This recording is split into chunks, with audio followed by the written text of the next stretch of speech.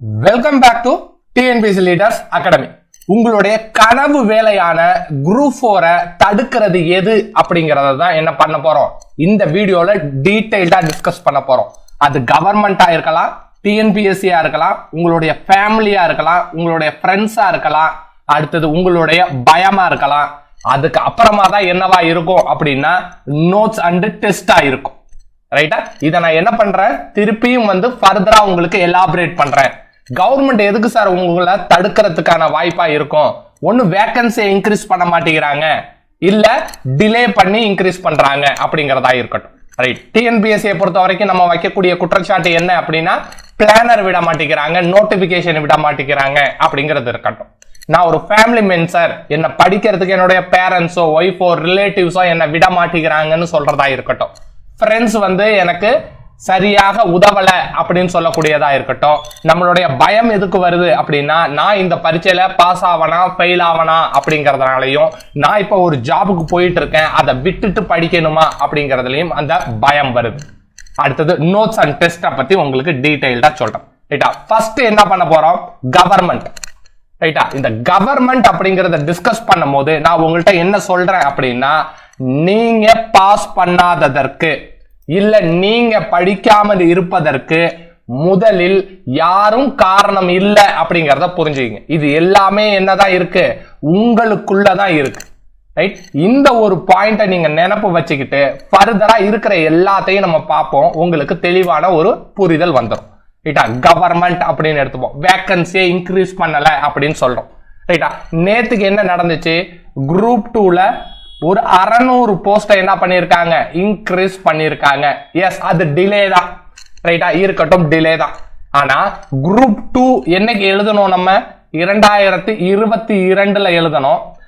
அப்ப ஒரு மாணவர் நல்லா படிச்சிருக்காரு, பார்டரா இருந்தா கூட பரவாயில்ல, நம்ம பாஸ் ஆவோமா ஃபெயில் ஆவோமான்னு எண்ணிக்கிட்டு இருக்க ஒரு ஸ்டூடெண்டா இருந்தாலும் கூட சரி, அந்த டைம் அவர் கரெக்டா யூட்டிலைஸ் பண்ணி குரூப் 2 கொடுத்திருந்தாரு அப்படின்னா அவர் 1 மார்க் 2 மார்க்ல ஃபெயில் ஆகக்கூடிய பார்டர் மாணவனை எடுத்துப்போம், இல்ல மாணவினை எடுத்துப்போம். இந்த 600 வேகன்சியை இன்க்ரீஸ் பண்ணதுனால அவர் என்னவா ஆயிருப்பாரு, பாஸ்ன்னு ஆயிருப்பாரு. ரைட்டா? கவர்மெண்ட் செய்யக்கூடிய அந்த விஷயம் டிலே தான், ஒத்துக்கிறேன். ஆனா நீங்க உங்களுடைய நேரத்தை காலத்தை சரியாக பயன்படுத்தினீங்க அப்படின்னா நீங்க அந்த பார்டருக்கு கீழேயோ அந்த கட் ஆஃபுக்கு கீழேயோ 1 மார்க் 2 மார்க்னு கம்மியா இருந்தாலும் என்ன நடக்கிறதுக்கு வாய்ப்பு இருக்கு, நீங்க பாஸ் ஆகிறதுக்கு வாய்ப்பு இருக்கு. ரைட்? அப்ப இத உங்களை தடுக்கிறதா நினைக்காதீங்க. நீங்க என்ன நினைச்சுக்கணும், நம்ம வேலையை நம்ம கரெக்டா செய்யணும் அப்படிங்கறதையே உறுதிமொழி எடுத்துங்க. ரைட்? அடுத்தது என்னது, டிஎன்பிஎஸ்சி மேல இருக்கிற குற்றச்சாட்டு பிளானர் விட மாட்டேங்கிறாங்க, நோட்டிபிகேஷன் விட மாட்டேங்கிறாங்க. ரைட்டா? ஒன்னு பிளானர் விட மாட்டேங்கிறாங்க, நோட்டிபிகேஷன் விட மாட்டேங்கிறாங்க.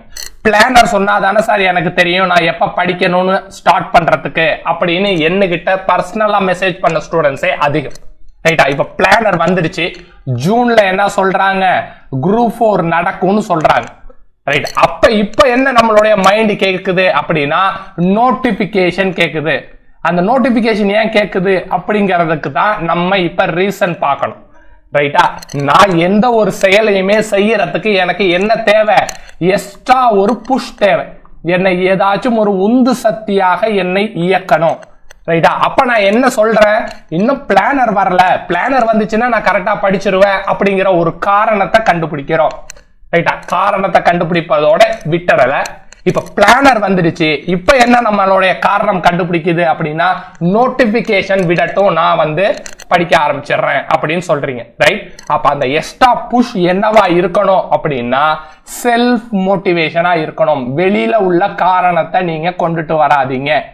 ரைட்டா? என்ன ஆகணும், நோட்டிபிகேஷன் ஒண்ணு கண்டிப்பா வரதான் போகுது. ரைட்டா? அது எப்ப வருமா இப்ப வருமா அப்படிங்கிற ஒரு குழப்பம் தான் என்ன பண்ணுது, உங்களை காரணம் கண்டுபிடிப்பதற்காக உங்களை நகர்த்துது. ரைட்டா? உங்களுடைய செல்ஃப் மோட்டிவேஷன் உங்கள் உள்ளுக்குள்ள இருந்தே உங்களுக்கு படிக்கணும்னு ஒரு எண்ணத்தை நீங்க வர வைக்கணும். ரைட்டா? அப்ப வர வச்சிட்டீங்க அப்படின்னா நீங்க எதையுமே கம்ப்ளைண்ட் பண்ண மாட்டீங்க, நீங்க பாட்டு படிச்சுக்கிட்டு போயிட்டே இருப்பீங்க அப்படிங்கறத தெரிஞ்சுக்க. ரைட்? அடுத்தது என்ன, ஃபேமிலியில இருக்கக்கூடிய பெற்றோர்கள் இல்ல வைஃப் இல்ல ரிலேட்டிவ்ஸ் படிக்க விட மாட்டேங்கிறாங்க சார், நெகட்டிவா பேசுறாங்க. ரைட்? நெகட்டிவ் இந்த சென்ஸ் என்ன சொல்றோம், நீங்க ஆல்ரெடி ஒரு வேலையில இருக்கீங்க, ரைட்டா? எக்ஸாம்ஸ் எல்லாம் டிலே ஆகுது, நீங்க படிச்சாலும் உங்களால பாஸ் பண்ண முடியாது, அமௌண்ட் கொடுத்தாதான் போலான்னு சொல்றாங்க. அப்படிங்கறத எல்லாத்தையும் என்ன பண்றேன், இந்த சைடு நெகட்டிவ்ல நான் உங்களுக்கு வச்சிருக்கேன், ரைட்டா? அதர்ஸ் ஒப்பீனியன் அப்படிங்கறதையும் இங்க நான் சொல்லிடுறேன், ரைட்டா? இது எல்லாரும் அதர்ஸ் ஒப்பீனியன், அவங்களுக்கு தெரிஞ்சதை உங்களை நல்வழிப்படுத்தணும்னு நினைச்சுக்கிட்டு தான் சொல்றாங்க அப்படிங்கறதை எடுத்துங்க. அவங்க சொல்லக்கூடிய வார்த்தை என்னவா இருக்கலாம், நெகட்டிவா இருக்கலாம். பட் அவங்களுக்கு என்ன இல்ல, எக்ஸ்போஷர் இல்ல, உங்களை சரியாக வழி நடத்துறோம்னு நினைச்சுக்கிட்டு அதை சொல்றாங்க.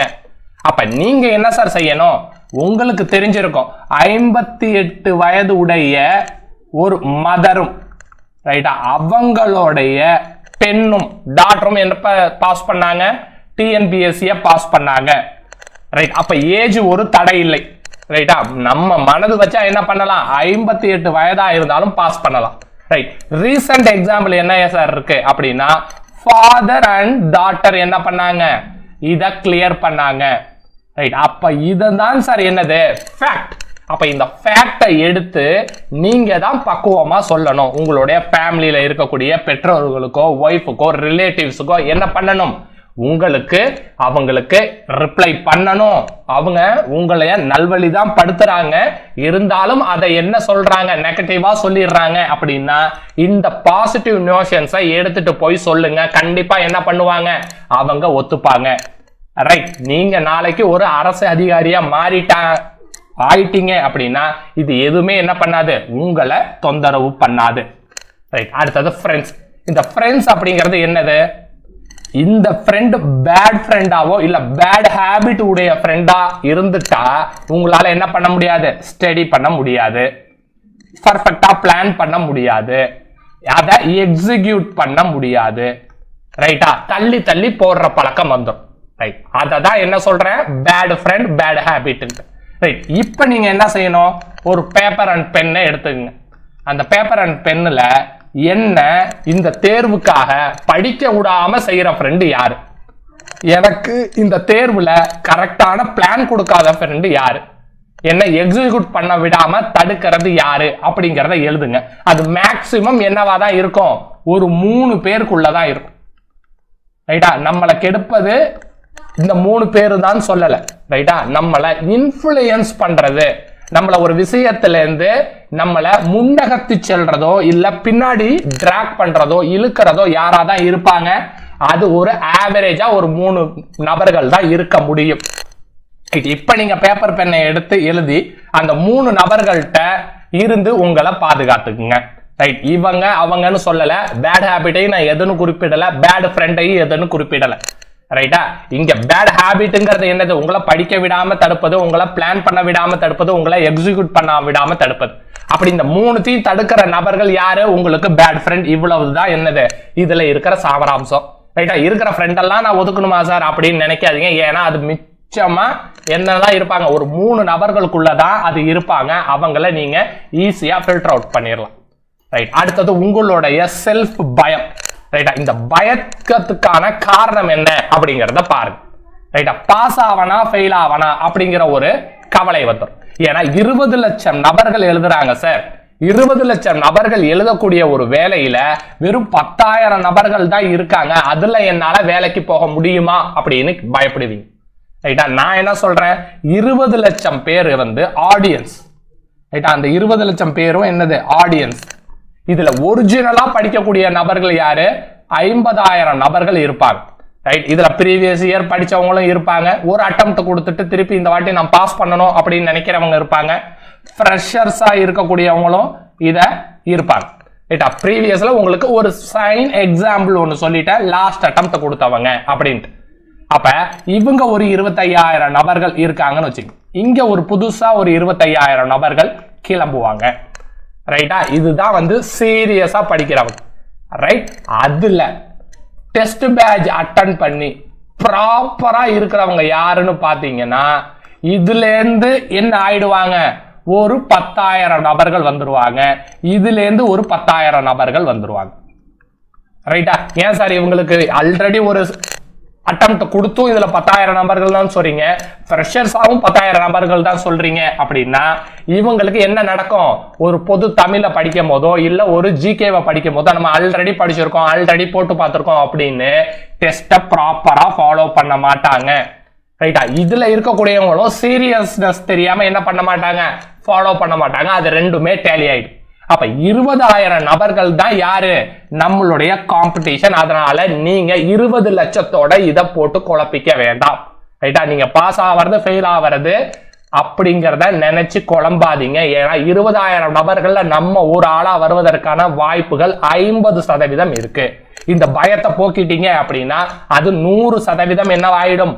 உங்களுக்கு கை கொடுத்துரும். ரைட்? அடுத்தது நோட்ஸ். ரைட்டுங்களா? 6 to 12ஆம் வகுப்பு வரை இருக்கக்கூடிய புத்தகங்கள் எல்லாம் நான் படிக்கணும், அதுக்கெல்லாம் எனக்கு நேரம் இருக்குமா சார்? ஏன்னா ஆல்ரெடி நான் என்ன பண்றேன், நான் ஒரு ஜாப்ல இருக்கேன், பார்ட் டைமா இருக்கேன், ஹவுஸ் ஒய்ஃபா இருக்கேன், இப்படிங்கிற எந்த காரணமா வேணாலும் இருக்கலாம். அதற்கு சொல்யூஷனா தான் நாங்க என்ன பண்ணியிருக்கோம் அப்படின்னா, புத்தகத்தில் ஒரு தலைப்பு 6 முதல் 12ஆம் வகுப்பு வரை எங்க வேணாலும் இருக்கலாம். உதாரணத்துக்கு என்ன சொல்றோம்? சிந்து சமவெளி நாகரிகம் 5 பாட புத்தகங்கள்ல இருக்கு. இந்த 5 பாட புத்தகங்களோட மொத்த எண்ணிக்கை என்னது? 74 பக்கங்கள். அப்ப நம்ம என்ன பண்ணிட்டோம்? இந்த சிந்து சமவெளி நாகரிகம் அப்படிங்கிற 5 பாடத்திட்டத்துல எங்க இருந்தாலும் சரி, ஃபர்ஸ்ட் அதை என்ன பண்ணிடுறோம்? கிளப் பண்ணிடுறோம், ஒரே இடத்துக்கு கொண்டுட்டு வந்துடுறோம். ரைட்டா? 74 பக்கங்கள்ல இருக்கக்கூடிய தேவைப்படாத விஷயங்களை என்ன பண்ணிடுறோம்? ரிமூவ் பண்ணிடுறோம். அப்ப 74 பக்கங்கள் 25 பக்கங்களா மாறிடுது. ரைட்டா? அப்ப மற்ற மாணவர்கள் 20,000 நபர்களும் என்ன பண்றாங்க? படிக்கிறாங்க அப்படிங்கிறத உங்கள்கிட்ட நான் சொல்லியிருக்கேன். அப்ப தேர்வுல வெற்றி பெறுவதற்கான முதல் வாய்ப்பே என்ன பண்ணிடுறோம்? நம்மளுடைய நோட்ஸ் மூலியமா, நம்மளுடைய வெற்றி பாதை மூலியமா உங்களுக்கு கொடுத்துறோம். ஏன்னா மற்ற மாணவர்கள் உங்களை விட 3 மடங்கு படிக்கணும். அதுல அவங்களுக்கு என்னமாகும்? டைம் வேஸ்ட் ஆகும். ரைட்டா? ஒரு புத்தகத்தை எடுத்து இன்னொரு புத்தகத்தை மாற்றணும், அந்த புத்தகத்தை அவங்க சிந்து சமவெளி நாகரிகத்தை படிக்கணும், 5 புத்தகங்களை அவங்க சுமந்து செல்லணும். ஆனா உங்களுக்கு என்ன சார் கவலை இல்லை? உங்களுக்கு அதை கிளப் பண்ணி ஒரே இடத்துல கொடுத்துட்றோம். அவங்க விட கம்மியான பகுதி தான் படிக்கிறீங்க. எக்ஸாம் பாயிண்ட் ஆஃப் வியூல எல்லாத்தையுமே நீங்க படிச்சு முடிச்சிருவீங்க. அப்ப இதுல இருந்து ஒரு கேள்வி வந்துச்சு அப்படின்னா உங்களால 100% என்ன பண்ண முடியும்? சரியாக பதில் சொல்லக்கூடிய வாய்ப்பு அமைஞ்சிருது. அப்ப நமக்கு நோட்ஸ் வேணுமா சார் அப்படின்னா நோட்ஸ் கண்டிப்பா வேணும். அதுல எங்களுடைய பங்கா நான் உங்களுக்கு ஒரு தீர்வு கொடுக்கறது என்ன அப்படின்னா, அனைத்து தகவலும் ஒரே இடத்துல ஒருங்கிணைச்சிருப்போம். அதுக்கப்புறமா மத்த படிக்கிறவங்கள கூட நீங்க கம்மியா படிச்சா போதும், தேர்வு நோக்கில் மட்டும் நீங்க படிச்சா போதும். ரைட்? அடுத்தது டெஸ்ட் குவாலிட்டி. ரைட் சார், நான் டெஸ்ட் பிராக்டிஸ் எல்லாமே பண்ணிட்டு தான் போறேன், ஆனா அங்க டிஎன்பிஎஸ்சி எதிர்பார்க்கக்கூடிய தரத்துல என்னால ப்ரிப்பேர் பண்ண முடியல அப்படின்னு சொல்லுவாங்க. அப்ப இதுக்கு என்ன சார் சொல்யூஷன் அப்படின்னா, ஒரு நாளைக்கு ஒரு தலைப்பு, அந்த ஒரு தலைப்புல இருந்து ஒரு தேர்வு, அந்த ஒரு தேர்வும் டிஎன்பிஎஸ்சி தரத்திலான தேர்வு. இப்போ உங்களுக்கு விஷயம் புரிஞ்சிருக்கும். இப்ப சிந்து சமவெளி நாகரிகம் படிக்கிறேன், சிந்து சமவெளி நாகரிகத்திலிருந்து ஒரு கேள்வியோ 2 கேள்வியோ டிஎன்பிஎஸ்சி கேட்க போறாங்க. அப்ப டிஎன்பிஎஸ்சி இதை கேட்பதற்கான சாத்தியக்கூறுகள் எத்தனை இருக்கு? 100% இருக்கு. அப்ப டிஎன்பிஎஸ்சி எத்தனை வகையான கேள்விகளை நம்மள்ட்ட இது வரைக்கும் கேட்டு இருக்காங்க? 27 வகையான கேள்விகளை கேட்கிறாங்க. ரைட்? அப்ப நம்ம என்ன பண்ண போறோம்? ஒரு நாளைக்கு ஒரு டாபிக்கை படிக்க போறோம், அந்த ஒரு டாபிக்ல இருந்து ஒரு டெஸ்ட் எழுத போறோம். அப்ப சிந்து சமவெளி நாகரிகத்திலிருந்து 27 வகையான கேள்விகளையும் நீங்க என்ன பண்ணிடுவீங்க? டெஸ்ட் எழுதி பார்த்துருவீங்க. அப்ப ஆட்டோமேட்டிக்காவே நீங்க டெய்லி என்ன பண்ண போறீங்க? டிஎன்பிஎஸ்சி தரத்திலான கேள்விகளை தான் நீங்க யூஸ் பண்ண போறீங்க. ரைட்டா? நோட்ஸை பொறுத்த வரைக்கும் நான் ஒரு சொல்யூஷன் கொடுத்தாச்சு, டெஸ்ட்டை பொறுத்த வரைக்கும் ஒரு சொல்யூஷன் கொடுத்தாச்சு. உங்களுடைய கனவு வேலையான குரூப் 4 வாங்க விடாமல் தடுப்பது எதுவும் கிடையாது. நீங்கள் மனசு வச்சா, நீங்க சிஸ்டமேட்டிக்கா ரெடி பண்ணீங்க அப்படின்னா உங்களால 100% முடியும். Wish you all the best. Thank you to all.